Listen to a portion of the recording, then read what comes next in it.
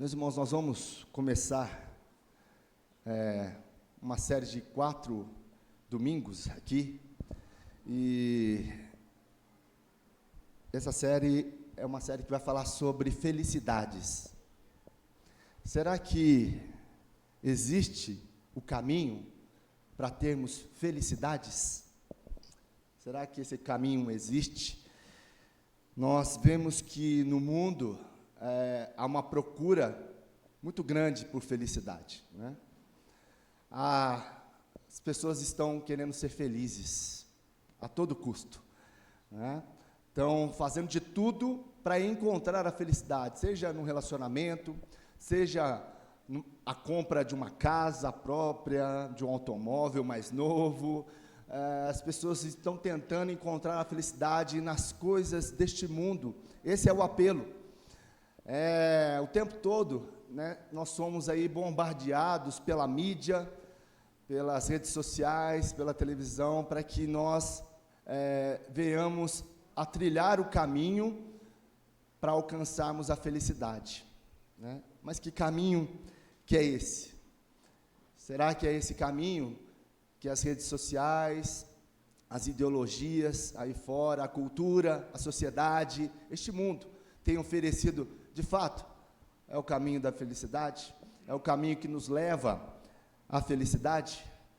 E muitas vezes nós, como povo de Deus, nós como filhos de Deus, temos sido influenciados por esse mercado, por essa ideologia, por esse momento em que o ser humano tem tentado buscar a felicidade pelos seus próprios meios, tem tentado buscar a felicidade nas coisas deste mundo. E muitas vezes nós somos influenciados por isso, porque se você ter isso, você será feliz. Se você ter essa pessoa, você será feliz. Se você tiver esse trabalho, você será feliz. É isso que as pessoas dizem, é isso que o mundo diz, né? E nós temos percebido que essa felicidade que o mundo muitas vezes tem tentado colocar a goela abaixo, nós podemos ver que há várias situações em que pessoas, inclusive, dão cursos a respeito disso. Recentemente, teve um curso na Unicamp, né, quem quiser se inscrever lá, sobre felicidade, né, como ser feliz. E nós vemos várias notícias e vários autores e filósofos falando a respeito da felicidade. Todos eles vão falar que a felicidade ela é passageira, né? A partir do momento que você se torna feliz com alguma coisa deste mundo, ela se desvai entre os dedos. Nós podemos ver vários filósofos, vários autores, né, falando sobre essa felicidade. É uma felicidade passageira. Quando você adquire aquilo que você acha que vai tornar você mais feliz, aquilo passa. Aquilo que você pega com as suas mãos e segura, ela sai entre os dedos, como água, né? Como água. Você consegue manter água muito tempo na sua mão? Assim é a felicidade nas coisas deste mundo. E nós, diante disso, eu quero apresentar uma tese para os irmãos aqui. Vamos ver se essa tese passa. Se ela for bíblica, ela passa, né? E a tese é o jeito Jesus de ser feliz. O jeito Jesus de ser feliz. E aonde nós encontramos na Bíblia o jeito Jesus de ser feliz? Está lá em Mateus, capítulo 5, versículos de 1 a 10. Essa é a mina do tesouro para a felicidade. Jesus vai nos ensinar aí, nesses 4 domingos, de como nós devemos ser felizes.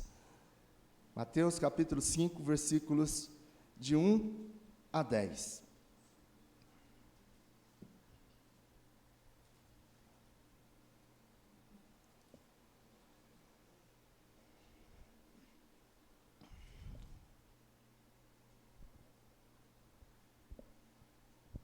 Assim, diz o texto, que Jesus nos ensina para sermos felizes. Vendo Jesus as multidões, subiu ao monte e, como se assentasse, aproximaram-se os seus discípulos. E ele passou a ensiná-los, dizendo: Bem-aventurados os humildes de espírito, porque deles é o reino dos céus. Bem-aventurados os que choram, porque serão consolados. Bem-aventurados os mansos, porque herdarão a terra. Bem-aventurados os que têm fome e sede de justiça, porque serão fartos. Bem-aventurados os misericordiosos, porque alcançarão misericórdia. Bem-aventurados os limpos de coração, porque verão a Deus. Bem-aventurados os pacificadores, porque serão chamados filhos de Deus. Bem-aventurados os perseguidos por causa da justiça, porque deles é o reino dos céus. Está aí a receita de Jesus para sermos felizes, bem-aventurados. Essa palavra no grego significa makarios, e ela tem um sentido de muito mais do que feliz. É algo que na tradução para o português, do grego para o português, não tem uma tradução livre, para que nós venhamos a entender. Então o tradutor colocou bem-aventurado, traduzindo makarios para bem-aventurado, que não dá para explicar a tamanha alegria de nós estarmos na presença do Senhor e de vivermos a verdadeira felicidade em Jesus. Por isso que ele diz, bem-aventurado, makarios. É muito mais do que feliz, é algo que não dá para se compreender aqui na terra, o que é ser feliz com Jesus. Bem-aventurado, bem-aventurado, os pobres de espírito, os humildes de espírito. Uma tradução melhor aqui, para essa palavra humilde, seria pobres. Bem-aventurados os pobres de espírito, pois deles é o reino dos céus, pois dele é o reino dos céus. Essa palavra bem-aventurado aqui, meus irmãos, ela não é sobre sentir ou ter, não é sobre você ter algum sentimento, ou sobre ter algo, é sobre viver, é sobre a vida, é sobre viver na perspectiva de Jesus. Essa palavra, bem-aventurado, é justamente isso. Ela também não é sobre o futuro, não vai falar a respeito do nosso futuro, mas é sobre hoje, é o dia de hoje, é o dia de hoje. Também não é sobre a ausência de dor, é sobre a presença de lágrimas, porque mesmo em meio à dor, se você for um bem-aventurado, se você for um makarios, na tristeza, na dor, na angústia, na lágrima, você será mais do que feliz. Mais do que feliz.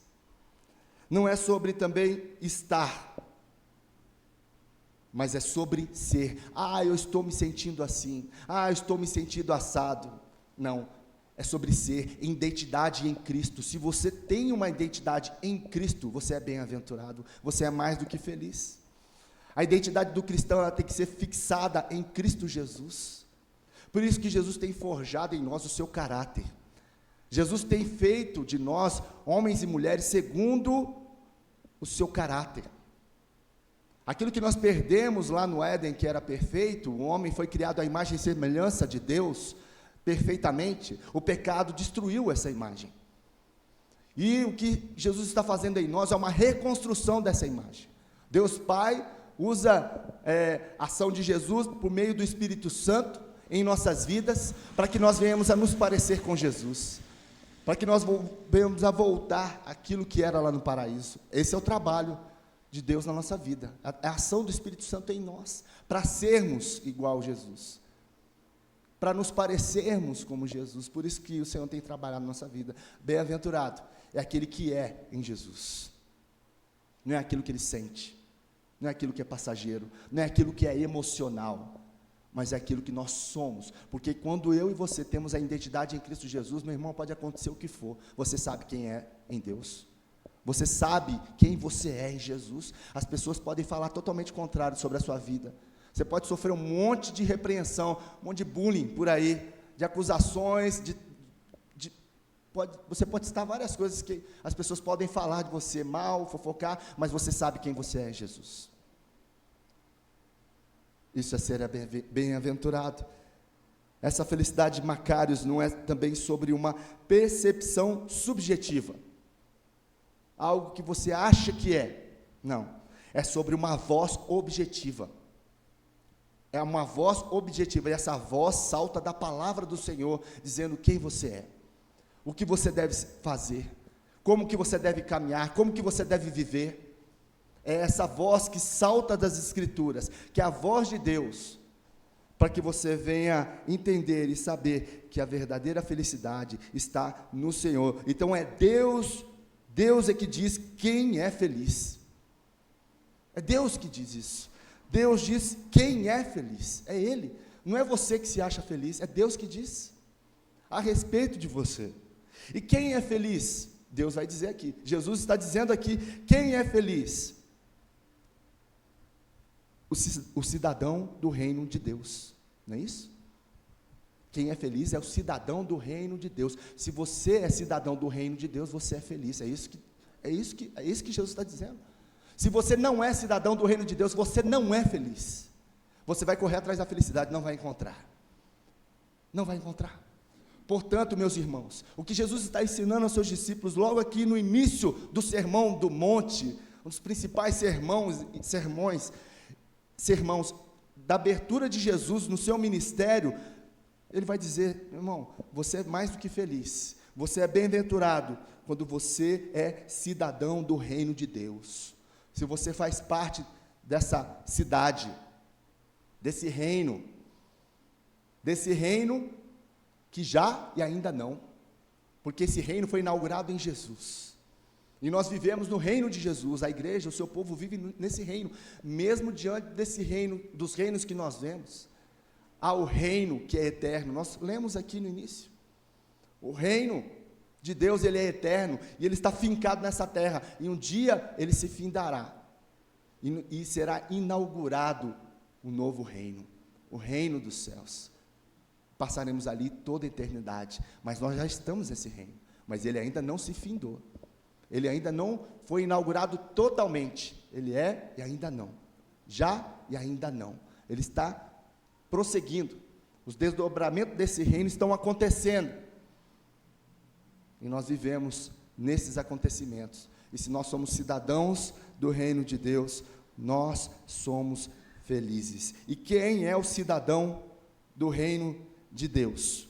O texto diz que felizes são os pobres de espírito, os pobres de espírito, é a porta de entrada. E qual que é a porta de entrada para as bem-aventuranças? Esse texto, esse primeiro versículo, essa bem-aventurança não está aí à toa, viu, gente? Jesus coloca de propósito, ela é a porta de entrada para a felicidade, ser pobre. Essa palavra aqui, ser pobre, como eu disse para os irmãos, a tradução melhor do que humildes é ser pobre, porque a tradução dela, no grego, quando nós vemos pobreza na Bíblia, né, em relação ao Novo Testamento, há dois tipos de pobreza. Há a pobreza daquele trabalhador, que trabalha com suor, mas mesmo assim o dinheiro dele é suficiente para as suas necessidades, ele é considerado pobre, né? Ele não pode comprar um carro, ele não pode comprar um apartamento, ele vive no limite, esse é ser pobre. Existia essa circunstância ali também, né?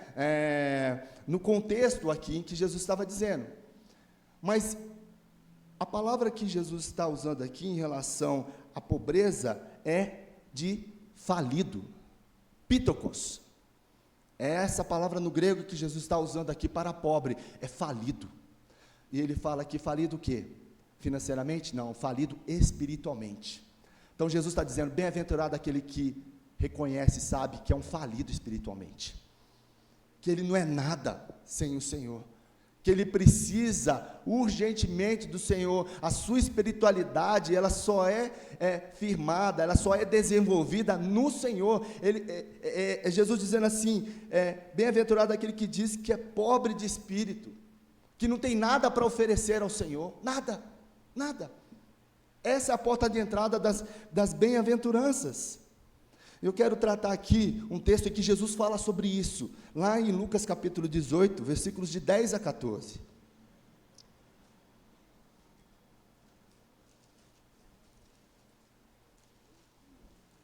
Lucas capítulo 18, versículos de 10 a 14.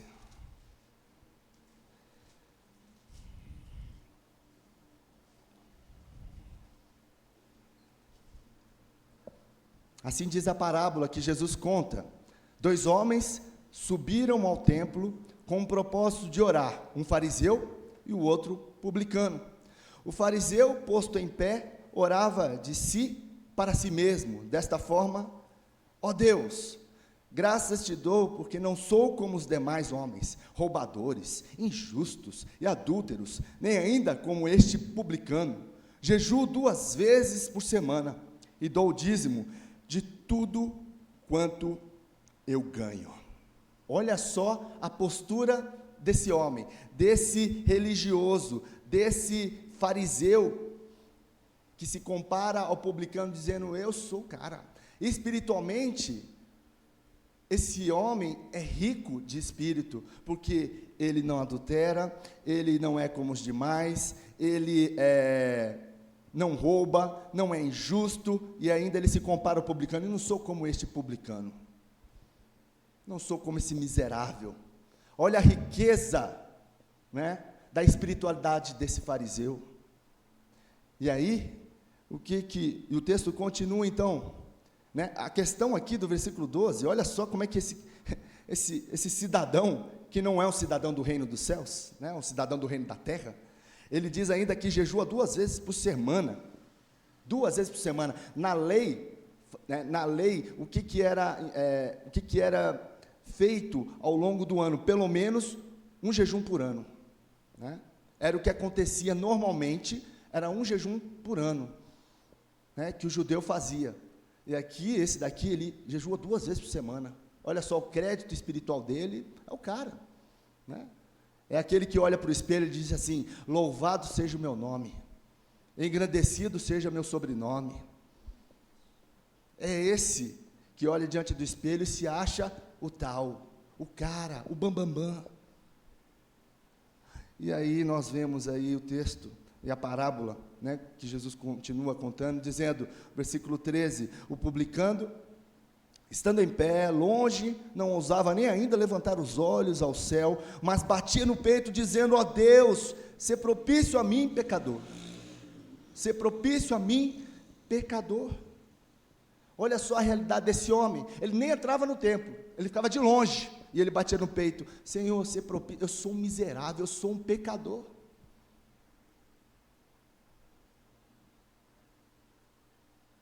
E o texto continua dizendo: digo-vos que este desceu justificado para a sua casa, e não aquele, porque todo o que se exalta será humilhado, mas o que se humilha será exaltado. Aqueles que são pobres de espírito são aqueles que se humilham diante da mão poderosa do Senhor. Aqueles que reconhecem que são pecadores imundos, que não mereciam a graça, a misericórdia do Senhor, o amor de Deus. Eles mereciam o inferno, porque é um pecador, é um miserável. Paulo, ele diz que dentre os pecadores, ele é o pior dos pecadores. Ele sabia da situação dele. Sabe quando que você vai reconhecer que você é um pecador? Quanto mais você se aproxima de Deus, quanto mais você se relaciona com Deus, quanto mais intimidade você tem com Deus, mais você vai ver o quanto que você é um pecador miserável. Porque Deus é luz, Deus é santo, e quando você tem essa proximidade com Ele, você vai enxergando quem você é, o seu mau cheiro, as suas chagas, o seu odor, e você vai vendo como que eu sou um pecador miserável, como que eu sou. Então, se você quer saber o quanto que você é pecador, comece a buscar Deus, comece a buscar o Senhor, comece a orar mais, comece a ler a Bíblia mais, comece a vir mais na igreja, a ter comunhão, a participar da ceia. Você vai ver o quanto que você é pecador, e o quanto que você precisa do Senhor. Nós não podemos fazer nada, absolutamente nada sem o Senhor. Sabe por quê? Se você está respirando agora é por causa do Senhor. Quem é você de bater no peito? Eu sou. Você não é nada. Nós não somos nada. Se o Senhor quiser nos desligar agora, acabou. Acabou. A nossa vida é efêmera. A nossa vida, como diz o salmista, está ligada por um fio de prata. E quem segura esse fio de prata é o Senhor. Com as suas 2 mãos. Se ele esticar, quebrou. Quem somos nós? Somos pequenos, somos insignificantes, somos miseráveis, nós somos pobres, mas para isso você precisa reconhecer. Para você ser bem-aventurado, você precisa reconhecer que você é um pobre. Eu e você precisamos dizer, eu sou miserável. É como esse publicano aqui. E não como fariseu. Muitas vezes nós temos uma atitude de fariseu, porque eu conheço, eu sei o que eu estou dizendo. Você me conhece? Você sabe de onde eu vim, quem eu sou? Meus irmãos, o que eu quero saber é que eu sou cidadão do reino dos céus, e a minha felicidade está nele. Essa é a nossa identidade em Cristo. Tudo isso aqui vai passar, meus irmãos. Jó mesmo disse, né? Do pó eu vim, do pó eu vou voltar, não vou levar nada dessa vida, gente. Quanta briga, quantas situações difíceis na família, por questão financeira. Você quer ver briga em família? Só o pai ou a mãe lá fechou os olhos, né? E aí vem herança. A casa estava até boa, vem herança para discutir, começa a dar briga, começa a dar problema, por causa de dinheiro, por causa disso, daquilo, que vai ficar, o que não vai. A gente é tão preso às coisas deste mundo. A gente é tão preso aqui, é tão arraigado aqui. Você quer ser bem-aventurado? Seja pobre de espírito. Você quer adentrar as portas da bem-aventurança? Seja pobre de espírito. Reconheça quem você é. Quem você é? Quem nós somos? Quem nós somos diante de Deus? Quem nós somos? Como diz lá o vermezinho de Jacó, né? Somos pequenos demais. Que possamos ter a humildade de reconhecer a pobreza que há em nós, para que o Senhor então nos exalte, porque é isso que Ele diz, né? Porque quando você se exalta, você será humilhado, e quando você se humilha, você será exaltado. É isso que Jesus faz conosco, isso é honrar. Jesus, Ele vai honrar aqueles que são pobres de espírito, pode ficar tranquilo nisso, e tem que ser de sinceridade, tem que ser de coração. Deus conhece o seu coração, que você possa derramar. Eu tenho dificuldade para ser pobre de espírito. Derrame seu coração diante do Senhor. Ore mais. Sabe por quê? Uma das virtudes da oração, ela nos humilha. Você sabia disso? A oração nos humilha. Presta atenção quando você começa a orar. Ela vai te colocar numa situação de humilhação, quando você derrama de fato o seu coração diante do Senhor. Então, uma das características da oração é nos humilhar. Ore mais. Ore mais para que você se humilhe mais diante do Senhor, para que você reconheça quem você é, para que você entenda a graça do Senhor. Um teólogo chamado Brennan Manningham, ele é um teólogo que fala muito sobre graça, e ele entendeu a graça. Ele fala uma frase a respeito da graça, que diz assim: Jesus vem não para o super espiritual, mas para o que é vacilante e o enfraquecido, que sabe que não tem nada a oferecer e que não é orgulhoso demais para aceitar a esmola da graça admirável. É você aceitar a graça do Senhor, é você se deleitar na graça. Você não tem orgulho porque a graça te alcançou, mas você tem um coração grato ao Senhor, dizendo: Senhor, a tua graça me alcançou, eu estava perdido, eu estava longe dos teus caminhos, eu estava nessa situação, eu estava cego, e o Senhor me encontrou. O Senhor foi atrás de mim, pelo seu grande amor. O Senhor deixou as 99 lá, né? E foi atrás de mim, e hoje eu estou aqui, pela tua graça. Obrigado, Senhor. Eu estava perdido, estava caminhando para o inferno, e o Senhor me salvou. Louvado seja o teu nome. Eu quero te amar, eu quero viver para ti, a minha felicidade está em ti, não estão nessas coisas. E muitas vezes o Senhor nos prova os corações, para nos tirar mais do mundo. O sofrimento também é uma realidade de Deus para as nossas vidas, a respeito do reino dos céus. O sofrimento nos alerta, para que nós venhamos a entender e a ser despertado que nós não pertencemos a este mundo.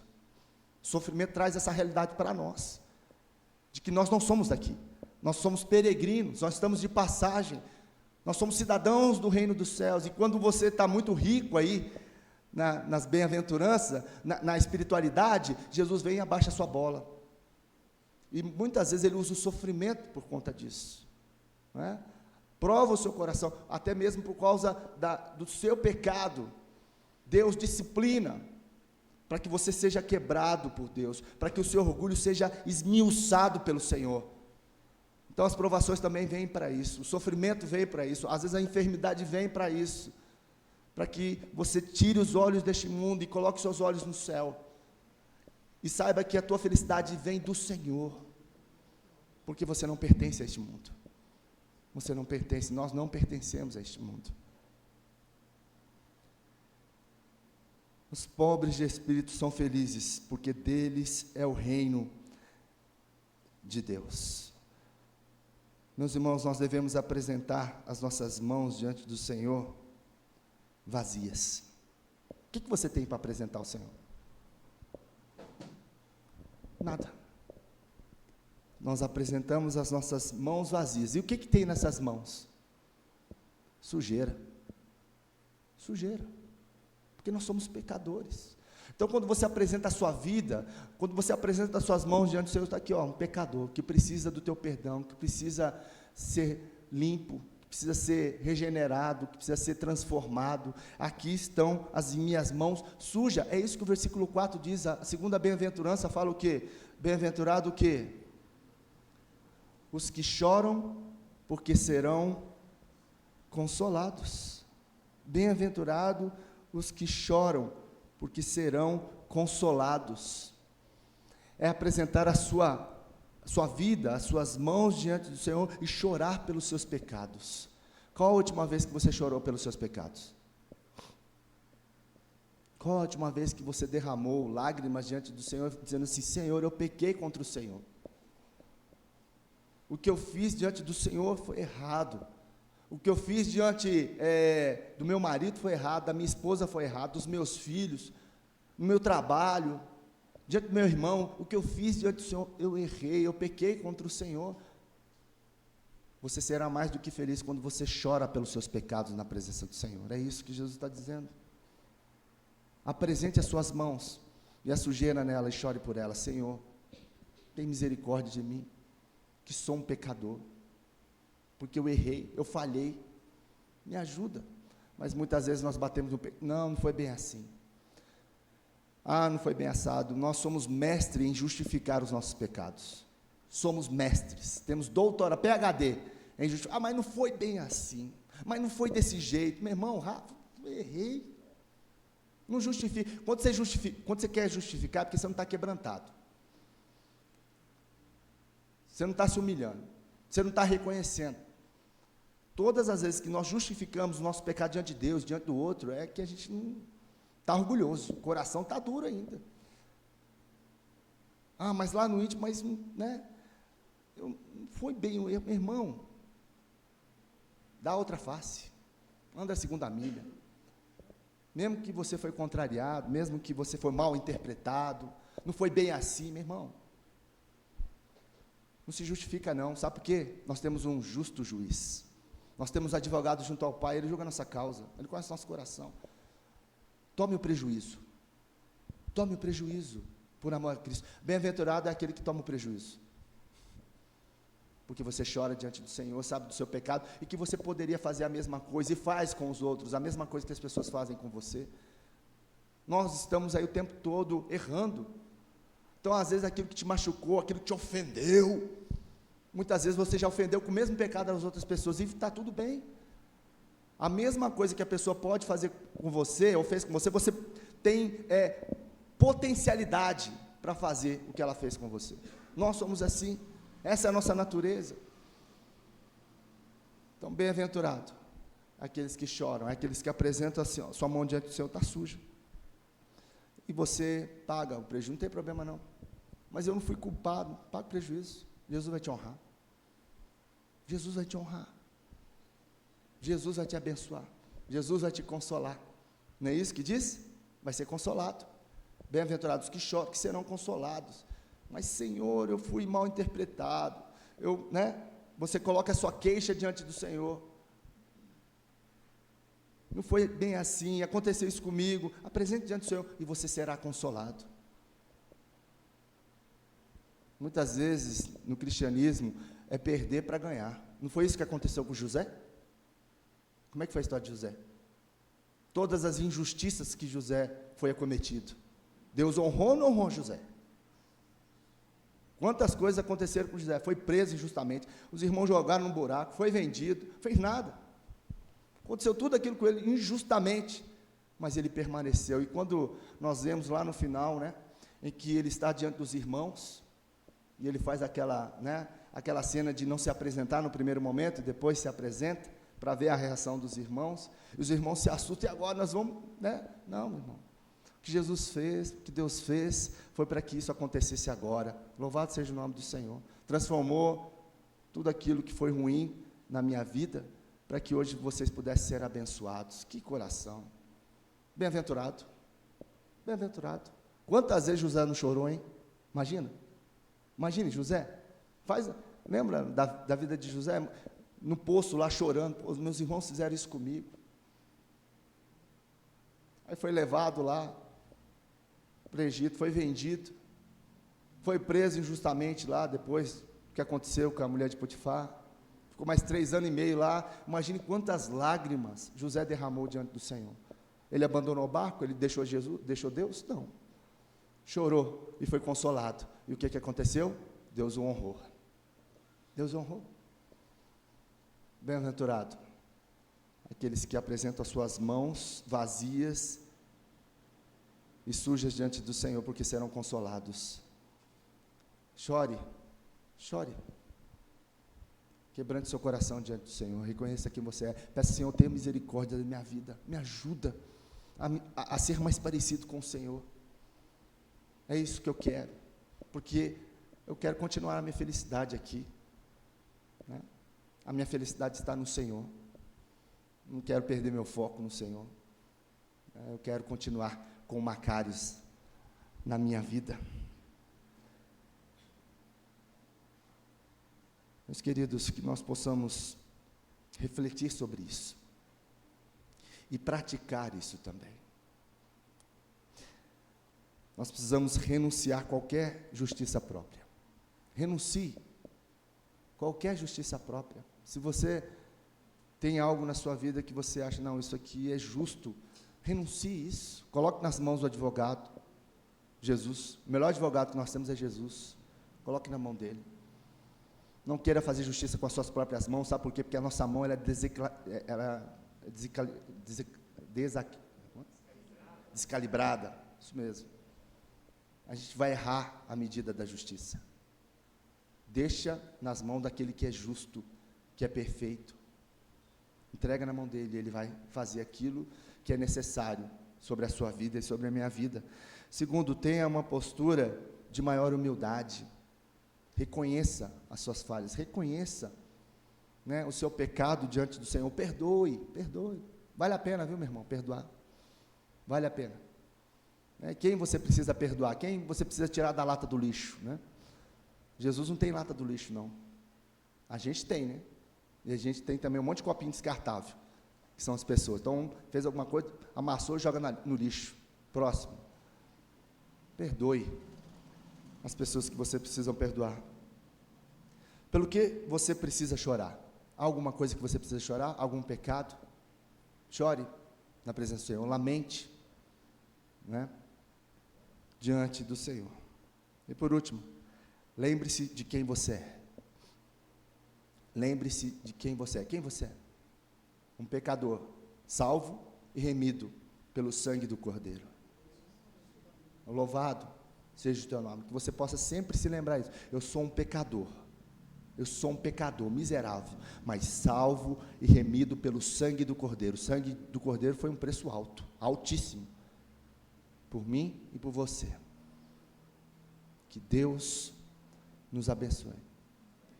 Que Deus nos ajude a ser bem-aventurados, a ser homens e mulheres que são pobres de espírito e choram para sermos consolados, porque nós somos cidadãos do reino dos céus.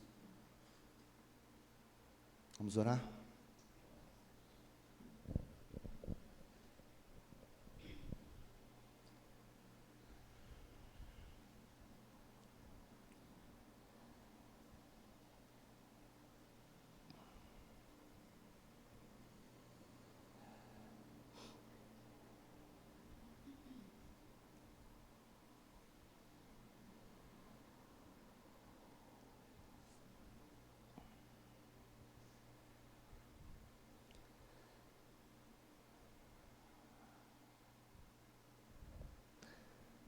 Senhor, nós nos colocamos diante da Tua presença, mais uma vez, e aqui estamos,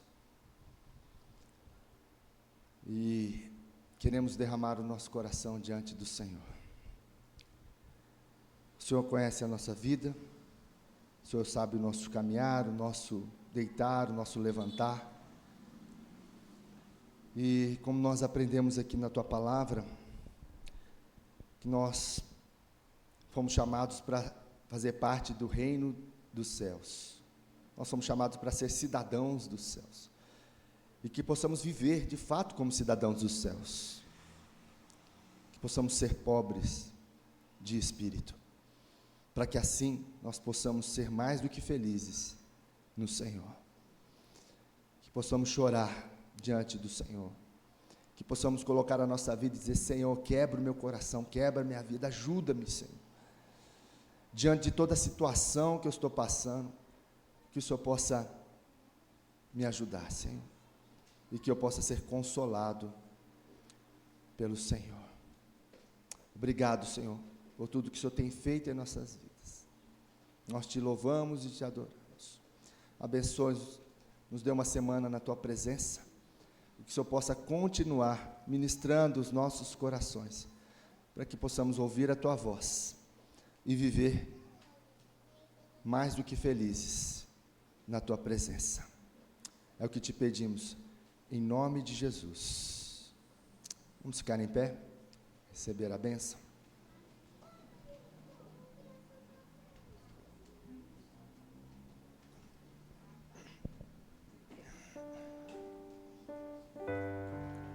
E que a graça do nosso Senhor e Salvador Jesus Cristo, o amor de Deus, o nosso eterno Pai, e as ternas consolações do Espírito Santo de Deus e o seu poder repouse sobre nós, o seu povo aqui reunido, e sobre toda a face da terra, hoje e para todo sempre.